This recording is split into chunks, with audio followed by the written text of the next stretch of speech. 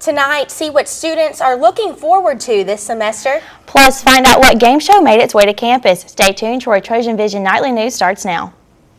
High-definition digital production center on the Troy campus with news from Troy University locations around the world. This is Troy TrojanVision Nightly News. Hello and welcome to Troy TrojanVision Nightly News for August 15, 2013. I'm Amanda Ford. And I'm Courtney Addison. Thank you for joining us this evening. Troy University kicked off the new semester yesterday, and students ranging from freshmen to seniors are starting to make adjustments to the new school year. Fall semester has officially started at Troy University, and many students are excited about getting involved on campus. In a fraternity, looking forward to meeting you guys and everything, really just getting started and meeting a bunch of people. Last semester I got moved into SGA, so I'm excited about that starting back. And the football games and stuff for my senior year, I'm excited about enjoying it. I'm excited about the sports team. We didn't have a great year in basketball or football last year, but hopefully we'll do well this year. And of course the baseball team will be good, so I'm excited to see what they do this year. We just had Rush, so I'm excited to get to know our new pledge class and get to do a lot of things with them this year. So, collegiate seniors, young Republican group, and then the sorority. I'm ready to start ambassadors so I can show the new incoming freshmen around in SGA so we can improve the campus. I'm looking forward to getting good grades in my classes and maybe going to a few football games. This semester I'm really looking forward to getting into Trojan ambassadors and also being a part of the Senate. Some upperclassmen have noticed many changes since their first year at Troy. The people are kind of changing. It kind of gives you that feeling like, oh my God, I'm kind of older. It's time for me to really move on with my life. It's a great group of young people that have come, but they're a little bit different than my class that came in. There's so many people here now, and it wasn't this big even like 3 years ago when I came. It's really building, like everything is being redecorated and it's starting to look really nice up here. Students don't have to wait long for their first break from the new semester. They will get the day off on Monday, September 2nd for Labor Day. Have you ever wondered what the most common PIN number is or how many outfit changes Elwood has in Legally Blonde? Well, last night, Troy students had the chance to answer questions like these and hope to win some money. A game show isn't necessarily the first thing that comes to mind when you think about Sartain Hall. But Wednesday night, the University Activities Council transformed the former home of the Trojan basketball team into a game show called Think Fast. Think Fast is actually like the coolest thing ever to come to a college. It's like the biggest interactive game show party, and that's how we like to have it. It's like super interactive. Everybody has a remote control. They play the games. They're super locked in, and we have a great time, and somebody's able to go home winning some money, and that's the cool thing about it. Students formed teams to answer a variety of questions ranging from 80s hairband trivia to World War II questions. But just like the name says, it's about getting the correct answer the fastest. Around 75 students attended the event, but the winner of the $200 cash prize says he attended because of a university requirement. You want to be honest, I think for our Trojan Impact things, we were supposed to get like passports, a certain number, and we heard we were going to get one here, so that was the only reason. To make sure no one has an advantage and to keep the game a little interesting, the questions are in a strategic order. The content's always customizable, so depending on where we're going, we really fit the content to match the audience that we're playing to. So we try to make it where nobody has an advantage. And is there a chance Think Fast might return to Troy's campus? Oh yeah, I think it will, yes. I think the students really enjoyed it, and I think it will probably be even bigger and better next time. The next UAC event will be the Step Tease tonight at 7 o'clock in Claudia Crosby. When we were younger, back to school meant meaning that you had just the right clothes for the first day. That is true, but as we got a little older, the back-to-school clothes tended to go to the back burner. Well, one Troy University organization wanted to put new clothes in the forefront. Courtney Chandler has the story. Moda Elite, Troy University's newest fashion organization, previewed some of their designs they hope will be trending on campus this fall. They showed the freshmen new college and collegiate fashion. Members say their efforts are displayed on a level much deeper than looking good outwardly, and that the way you dress can determine how others address you. Many college students do not know how to dress and how to dress professionally.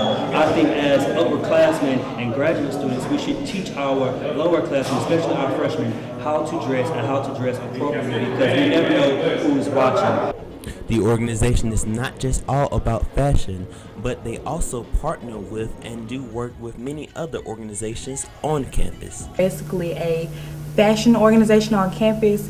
We do community service. We try to do a lot of partnering with different organizations, not just fashion-oriented organizations, but every organization from Greeks to, let's say, Psi Chi Psi Lambda. So when can someone have the opportunity to audition for this fashion organization? Very soon. We're trying to let all the students get settled in their first couple of weeks of school, and then we'll have an audition and see who all's interested in Modi League. Courtney Chandler, TrojanVision News. Students looking to get involved with organizations on campus have the chance to check them out at the Big Bang Bash tomorrow night at 6 on Shackelford Quad. And now taking a look at news from around the state. In Birmingham, a National Transportation Safety Board member says a preliminary investigation of the deadly crash of a UPS cargo plane indicates that the pilot nor the co-pilot made any distress calls prior to impact. And in Montgomery, a woman faces a 3-year prison sentence for using her state position to steal identities that were used by others in a tax fraud scheme. Federal prosecutors say that Shaquila Motley received the sentence for her guilty pleas to conspiracy and aggravated identity theft. And in Andalusia, Governor Robert Bentley will throw out the first pitch during the opening ceremony of the Babe Ruth World Series. Bentley will participate in the opening ceremony to wrap up his visit as he continues his road to economic recovery tour of the state. Still to come on TrojanVision Nightly News, the Trojan football team is preparing for the season. Danielle Percival will give us a look at how the defense is getting ready. But first, the Pentagon establishes new guidelines for dealing with sexual assaults in the military. We'll have the details after the break. The Pentagon steps up efforts to stop sexual assaults in the military. I'm Tara Mergener in Washington with the story coming up. Today, we gather to recognize the selfless decision of one of the most influential women of our time. The woman who, after having one too many drinks, chose not to drive home buzzed. Here today to honor Rachel is the family whose lives she spared.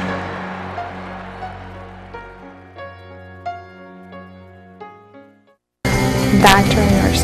I want to work in the NFL. Troy University's College of Health and Human Services prepares students for high-demand careers of today and tomorrow. Careers offering attractive pay and the opportunity to make a difference in the lives of others. My courses aren't just classwork. I've worked with the Department of Human Resources to put my skills to work with helping people. I couldn't think of anything else I'd rather be doing.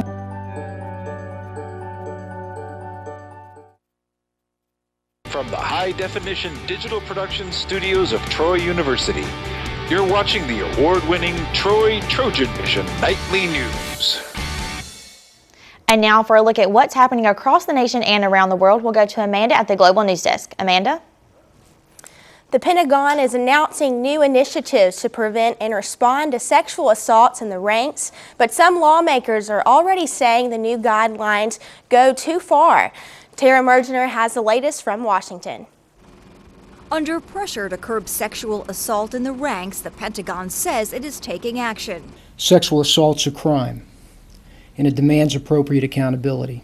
In a new memo, the Secretary of Defense announced immediate steps to improve victim support, strengthen investigations, involve top officers, and ensure regular review of prosecutions.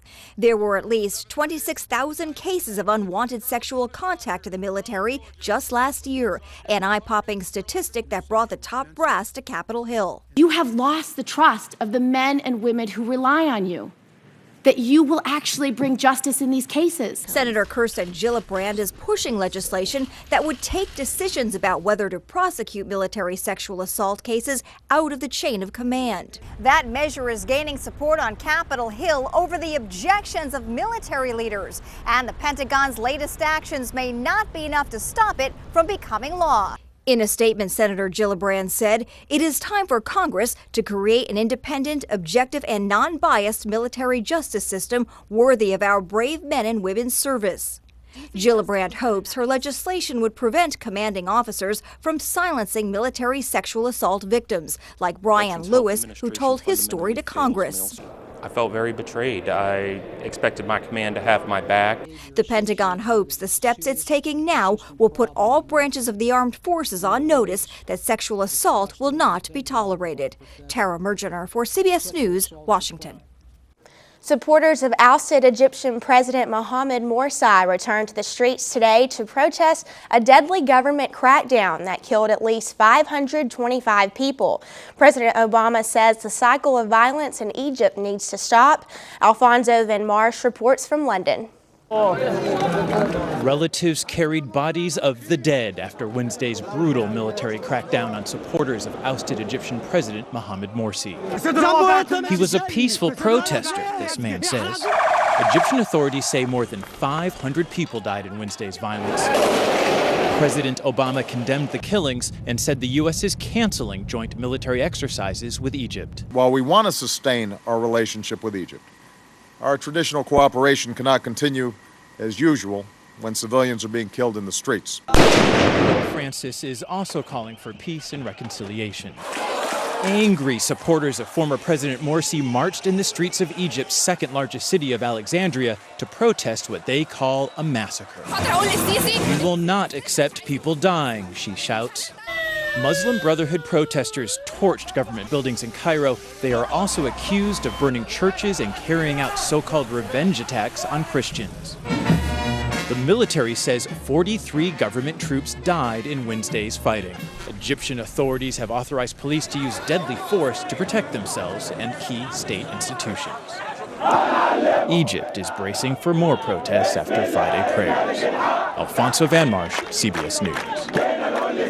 Scientists at the Smithsonian say they have discovered a new animal. It looks something between a house cat and a teddy bear and is found in the forests of Colombia and Ecuador. Tara Mergener reports from Washington. This fuzzy little creature is the world's newest species of carnivore. Meet the olinguito. It weighs about 2 pounds and is related to the raccoon. The Smithsonian's Dr. Christopher Helgen says it's the first discovery of its kind in 35 years. You have not ever seen an animal anything quite like this. Researchers recently found the animal in the cloud forests of South America. It spends most of its time in the treetops and is active at night.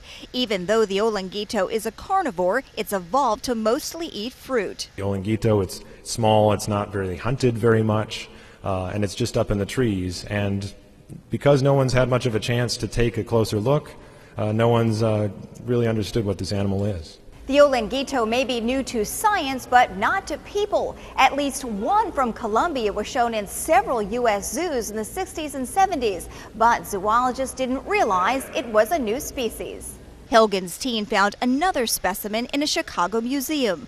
They examined the teeth and fur to figure out where it lived, then launched an expedition to the Andes in South America. It lives in enough areas of the Andes that there must be many thousands of them. Scientists are planning a return to the Andes so they can learn more about the olinguito. Tara Mergener for CBS News, Washington. That wraps things up from the Global News Desk. To see more stories from across the country and around the world, you can tune in to Trojan Vision Global News right after the nightly news. Now back to you, Courtney. And now Danielle Percival joins us with a look at sports. So Danielle, everyone's back on campus for the fall semester, and with fall comes football. That's right, Courtney. All the fall sports are getting into action, getting ready for that preseason, preparing for what's to come. But of course, in the South, football is king. So let's get into a look at what this team's going to bring to the field. Okay. Let's face it, 5-7 just doesn't cut it. In 2012, that was the Trojans' record. But the good news is 2013 is already looking better on the defensive side of the ball.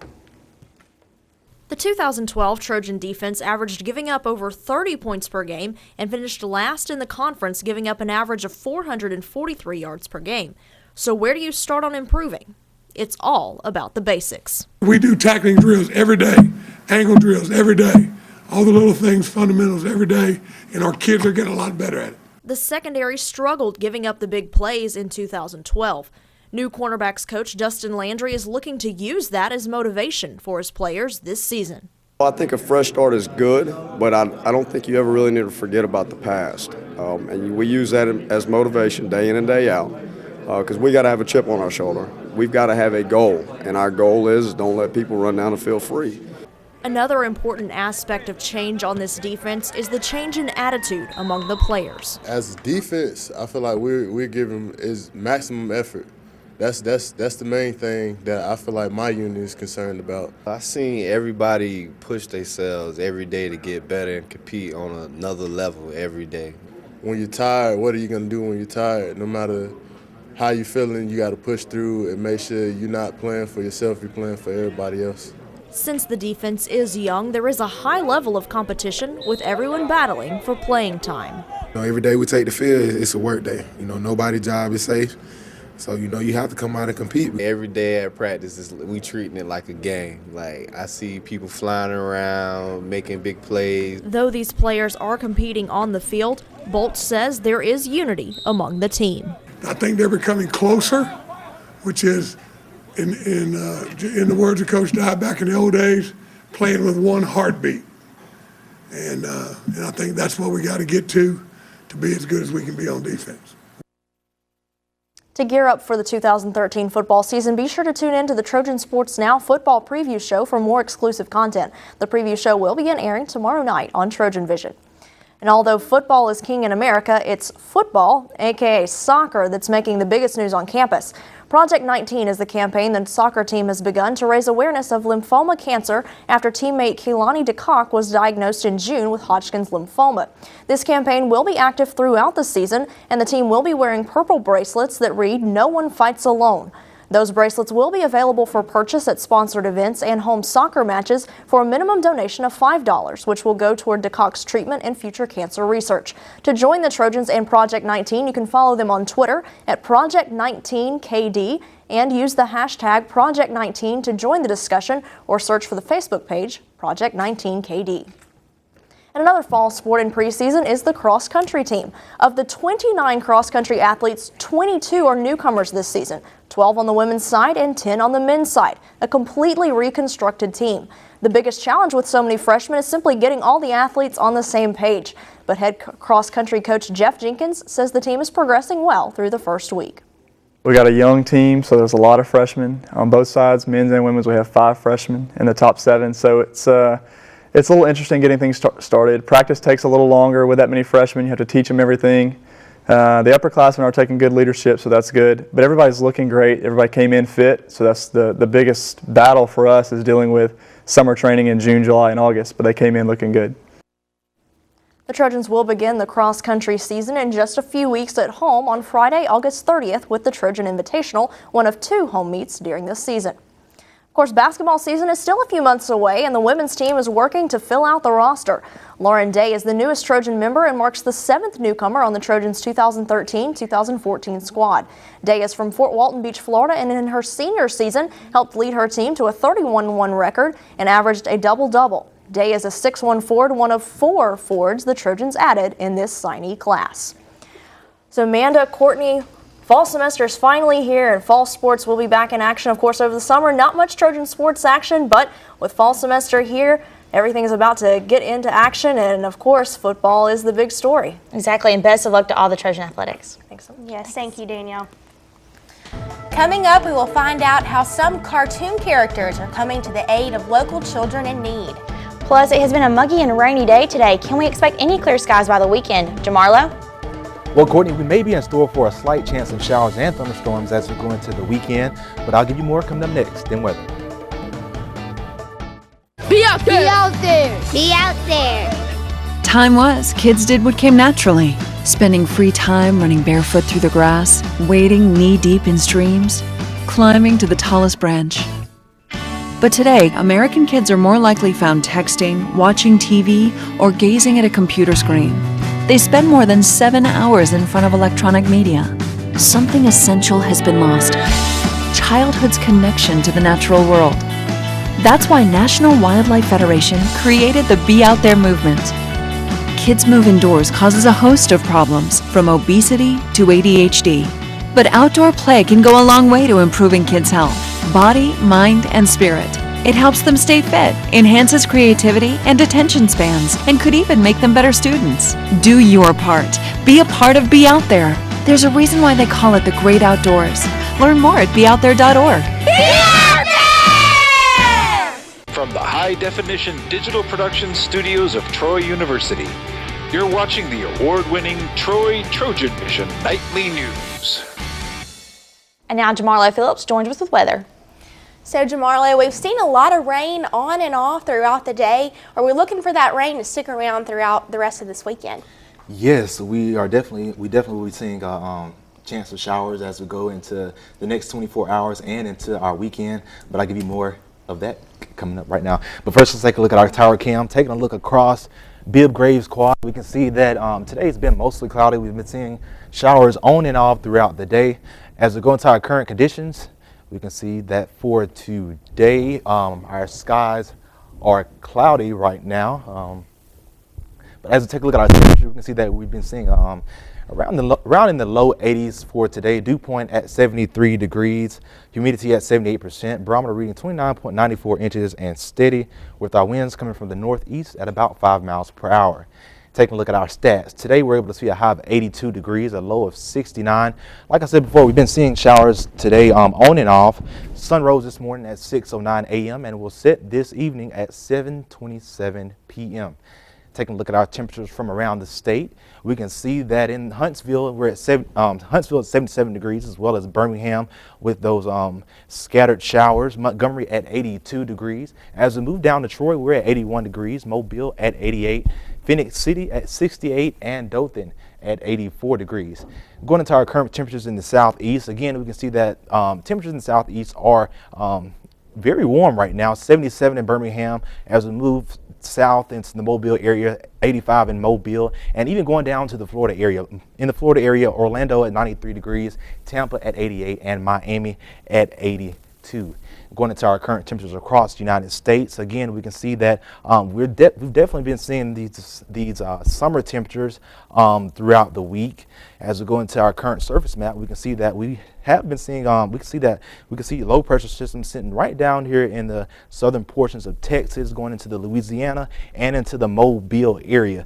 It may be affecting our area in the next 24 hours. So taking a closer look into our area, we can see that right here, this low pressure system sitting right down here in Mobile. We may be seeing this may cause a few showers as we go into the weekend. So definitely look out for that and just keep an umbrella on hand just in case. Taking a look at our thunderstorm forecast for tonight, we may be seeing some thunderstorms tonight. Going into our precipitation forecast for the next 48 hours, we'll be seeing about a half an inch of rain, or maybe even less than that, in our area for the next 48 hours. And as we go into tomorrow we'll be seeing a slight showers for tomorrow. And as we go into the weekend for Saturday, that rain chance will increase to where we may see about a half an inch of rain, or maybe even up to an inch of rain. And as we go into Sunday, that rain chance will increase. And as we go into next week on Monday, that rain will definitely stay in our area. So students, if you are going to class, keep an umbrella on hand, a rain jacket, just to keep safe from getting wet. As we go into tonight's forecast, tonight we'll be seeing partly cloudy skies with a slight chance of storms. Winds coming from the east at about 5 miles per hour with the low of 70 degrees. And as we go into tomorrow's forecast, tomorrow we'll be seeing partly to mostly cloudy skies, a slight chance of thunderstorms for tomorrow as well. Winds coming from the east at about 5 miles per hour with the high of 83 degrees. Going into our 4-day forecast for Friday, again, slight chance of thunderstorms, a high of 83 degrees. Same goes for Saturday and Sunday. Saturday, a high of 77, and Sunday, a high of 80. And as we go into Monday, we may see some thunderstorms on Monday and a high of 86. So definitely, as we go into next week and to the weekend, we will be seeing those slight chances of showers and thunderstorms. So we definitely need to be on the lookout for that. All right, thank you, Jamarlo. All right, thank you.